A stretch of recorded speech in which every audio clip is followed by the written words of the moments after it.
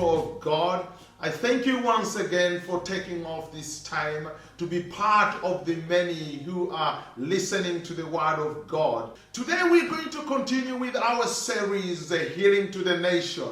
And today my title is Faith in the Science Lab, or Faith in the Science Laboratory. Faith has been confined there. Faith has been tested there. Faith has been put in a place where it has to prove what it can do. Faith has been put in a place where it has to show evidence of what it can do. Faith in a science lab. There is a move today that everything that happens has to be proven, has to have evidence, has to have been done following the science steps or methods. Our faith has been put in a place where we have to follow a certain scientific method. If you do something, if a miracle happens, if you preach something, if you speak something, you need to prove it scientifically. There is a demand in the world that everything that happens, every miracle that happens, every statement that is made, every sermon that is made has to be done in a scientific method. You need to prove to us. You need to show us. You need to tell us how it came to this. Faith in the science lab. Our faith has been transferred from it being based on what God says to be based on what science says. To be based whether it fits into the science labs, it fits into what science says, it fits into the methodologies that have to be followed, or otherwise it will not be accepted.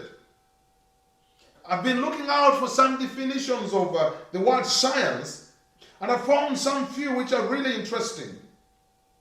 The Science Council has a definition that says it's a pursuit and application of knowledge and understanding of natural and social world, following a systematic methodology based on evidence and studied using scientific method.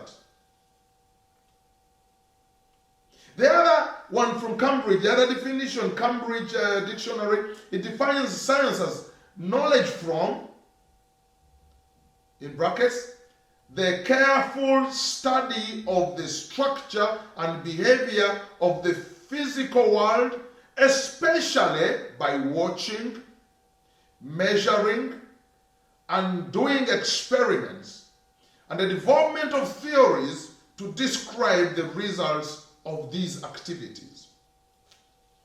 There's another definition that I saw here, that it's a body of knowledge and the process to acquire more knowledge.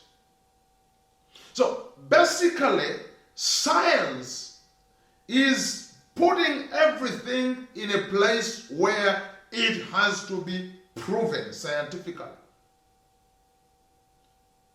There are some key elements here which have to do with science, that it must be watched, it must be measured, and it must be experimented. There has to be a measure of it. There has to be experiments done. There has to be a scientifically followed procedure.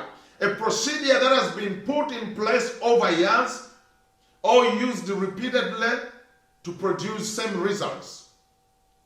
So science is demanding that if you are going to come up with anything, it has to fit into those already put in place methods or methodologies.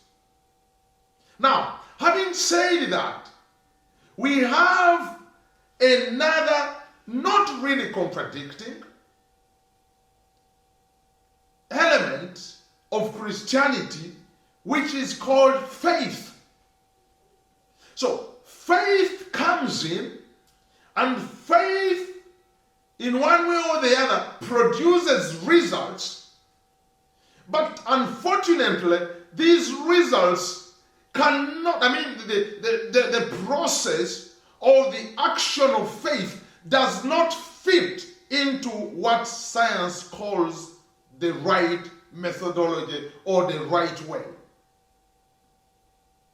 It's very, very, very antagonistic. It's very disturbing that today, if you want to make your faith qualify, you need to make sure it fits into what the world calls right.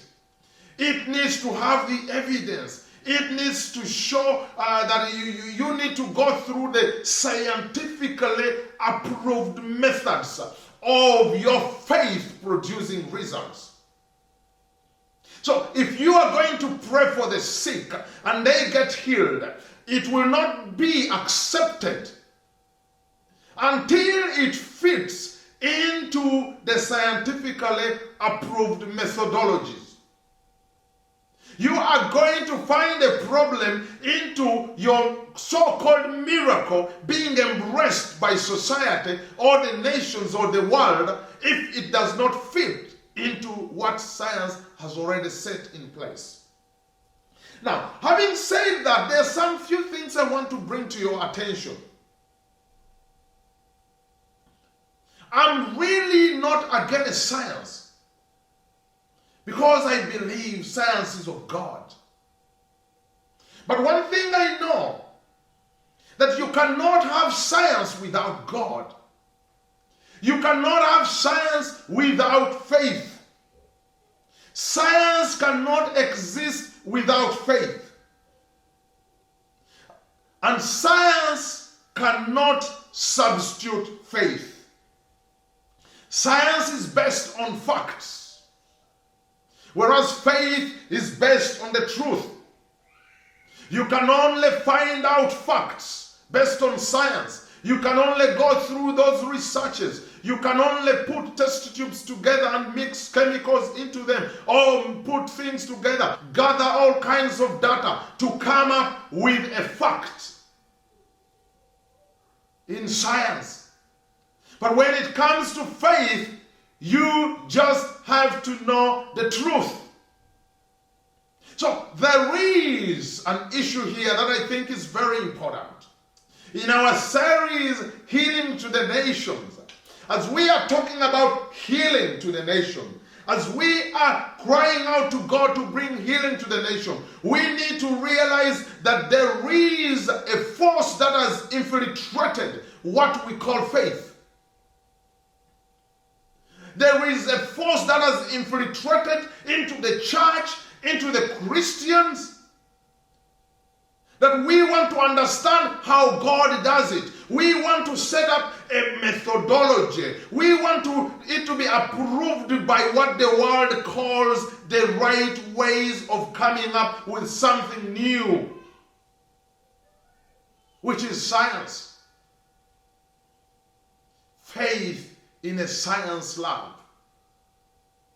It's going to be so difficult to contain faith in a science lab, because science has limitations. Science has conditions. For you to have an experiment successfully, there are certain conditions that you have to fulfill, which does not apply to faith. Faith has a lot to do, or all to do, with our belief in God. You don't have to be in a certain temperature for God to perform a miracle. You don't have to be with a certain color for God to perform a miracle. You don't have to be in a certain country for God to perform a miracle, or for the miracle to be approved. Faith is different from science.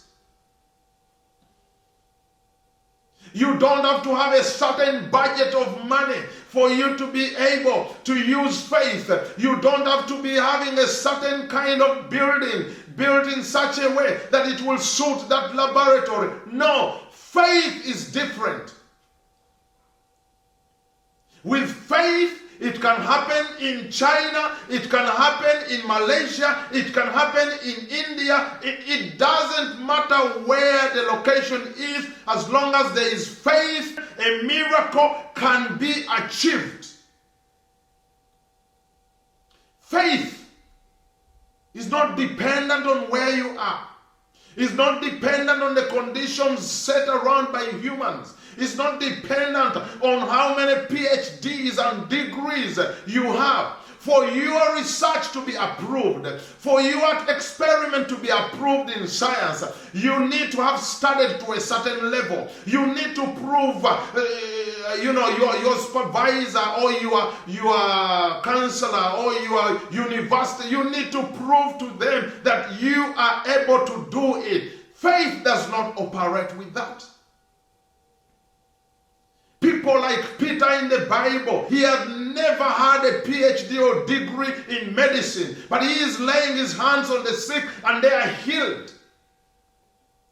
Faith cannot be housed. It cannot be embedded. It cannot be, locked up in the laboratory. So today, I just want to challenge you to start seeing, where is your faith? Where have we placed our faith? Today I want to encourage somebody there and tell you, you know what? The studies that are brought up by different researchers, they are good studies. The researches that have been made, they are good researches. But those researches, those studies cannot encompass, they cannot house the power that is in faith. Faith is different. Faith is powerful. Faith is bigger. And as I told you, science is of God. I do not want you to think that, I'm in any way against science. Science is of God, but science has to realize that there is something that you cannot limit called faith in God. I want to give you a little bit of a glimpse of where this questioning, where science comes into existence in our life. And I want to warn you, everybody has that scientific factor into them. We are people who want to find out. We are people who want to know something new. We are people who want, when we get something, we want more. When we learn something, we want to learn more. The scientific factor is in us. But that should not control us. It is human to have that factor. It's godly to have that factor. But it's very dangerous for us to accept the scientific factor in our lives to control what God can do, how God can do it, when He can do it. In Genesis chapter 3, verses 1 and 5, we see a serpent coming to Eve and telling Eve, has God indeed said, you shall not eat of every tree of the garden? The serpent comes to Eve. Now, just a small flashback. God had already told Eve the truth and what it is. So Eve knew what it was. Eve knew exactly that she knew exactly that she was not supposed to eat of the tree of the garden. She knew it. So when science talks about facts and so on, I could say that was a fact. But when it comes to faith, which I want to really deal with today, Eve knew the truth. Do not eat of the tree in the garden. She knew that.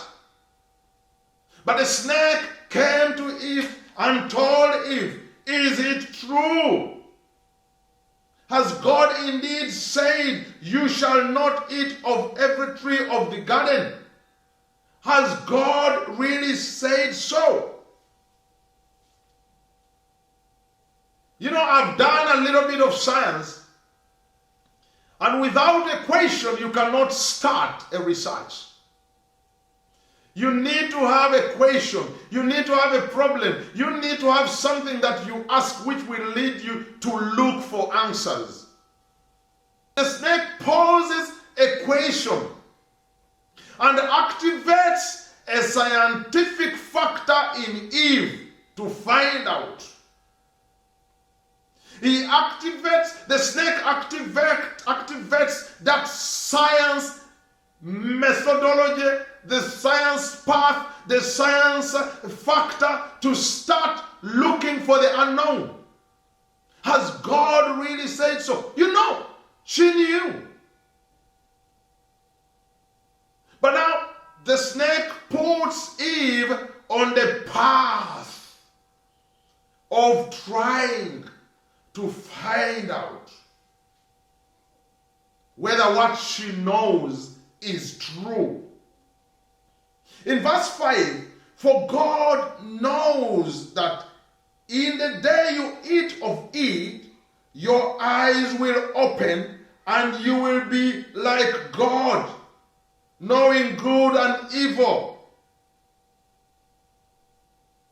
The serpent sets even the answer ahead there. The serpent sets a goal ahead and says, you know what? If you go through these processes, if you eat of this, if you continue through this methodology, you are going to be like God.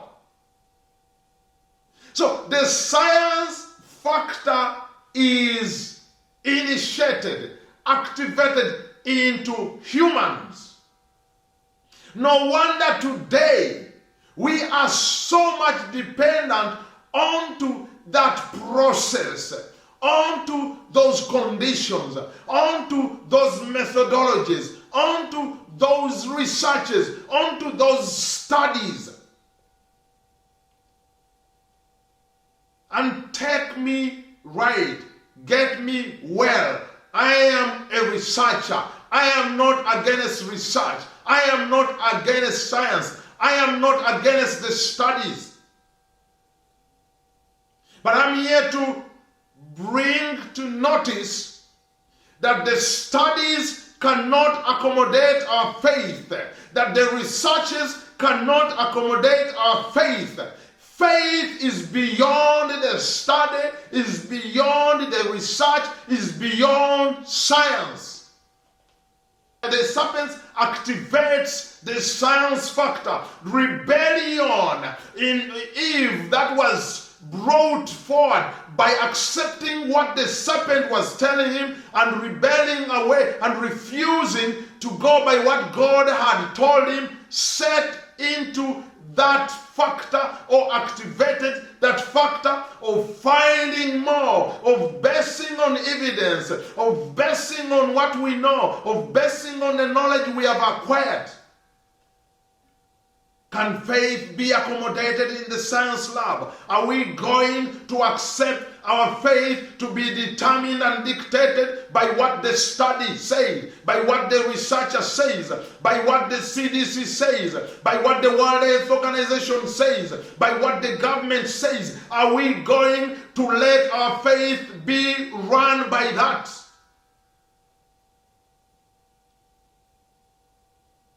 It's a challenge for Christians in this generation because the force is too much. The pressure is too much for us to start not looking into the faith in God, and we start looking into faith in God through research, faith in God through studies, faith in God through what the authorities say.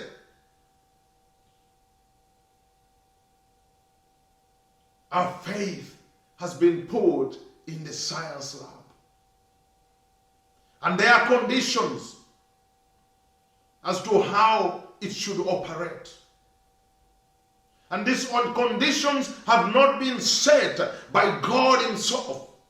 They are set by man. And we are living in that. The book of 2 Corinthians chapter 5 verse 7 says, we walk by faith, not by sight. We walk by faith, not by sight. I read you the definition. You can also go ahead and read about science. Science is based on evidence. Science is based on things that have happened a number of times. Science is based on proof. Here is a scripture that is saying, we walk by faith. We walk by faith, not by sight. We don't have to see it and accept it. We don't have to prove it and then accept it. We have to believe it. Not by sight. Whether we have seen it or we have not seen it, we have to believe it because we know it is true. Whether we have facts or we have no facts, we need to believe it because we know that it's true.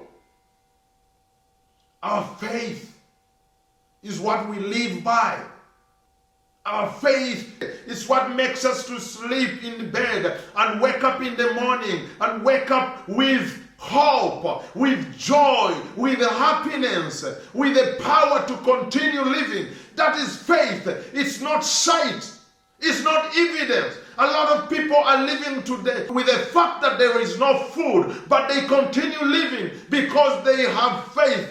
A lot of people are still living today. They have terminal diseases, but they have faith that they will live. A lot of people are still living today in conditions that are scientifically proven that no one can live in those conditions. I know people who are living in less than $1 a day, but they are living very happy, enjoying life because faith makes you live.